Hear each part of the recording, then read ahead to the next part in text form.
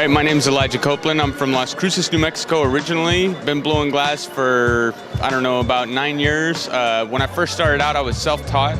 A lot of people in the area were blowing glass. I got into it and bought my own setup, started going, and started getting good real quick, you know what I mean? Spent a lot of time on the torch, probably like 8 hours a day. A couple years ago, I think it was 2.5 years ago, I decided to move out to Eugene, you know what I mean? We were in Las Cruces, New Mexico. I got beat up by the cops. It was a bad situation. Politics are fucked up out there, you know?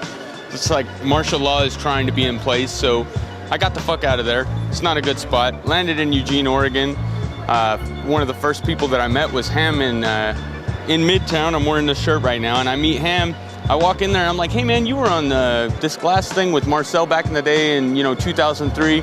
He's like, oh yeah, I remember you or whatnot. We ended up lining up for just a short period of time. I went over to the shop a couple times. 4 months later, I'm blowing glass in Ham's shop. Stayed there for a full year until I broke my femur, which was 8 months ago. I broke this femur right here all the way down, and I got a titanium pin in my leg and everything. It's really kind of ironic. I was playing kickball with Marcel, Jason Lee, Ham, all these fucking big shots, and like I'm playing Superman, 2 home run fucking kicks and fucking a double play. I was super juiced up, broke my femur, out for 6 months, man.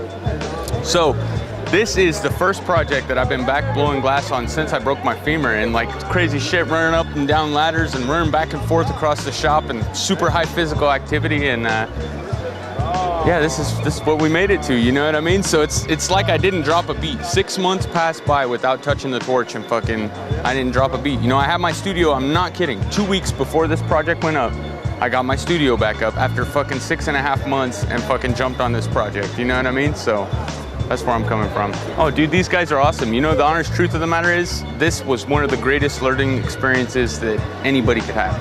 When you're sitting with people that know so much about what they're doing, and everybody has a different amount of input to put into the project, and you sit there and you start analyzing things and you're realizing that you're working fluidly with these people, you can't even imagine. It's one of the most intense learning experiences. It's like going to a private school that teaches, let's say, a month and a half direct on fucking the point of every single thing that you've ever learned class, and they're expecting the highest level out of your performance every single minute, you know what I mean? So it was a great learning experience. I can only imagine that everybody here profited as much as I profited from this project and being able to watch us put this together, you know what I mean? Because we're making motions forward in glass, basically, Everybody's limited by physicality. I'm this big, my arm is this long, I can hold this much weight for this much time.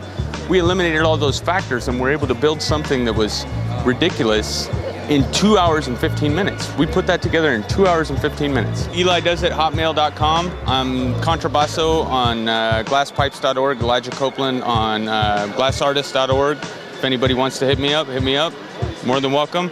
I'm in Eugene, Oregon. That's where I'm living now. Probably plan on staying there and working with these guys as much as I can, What's up, Original Glass?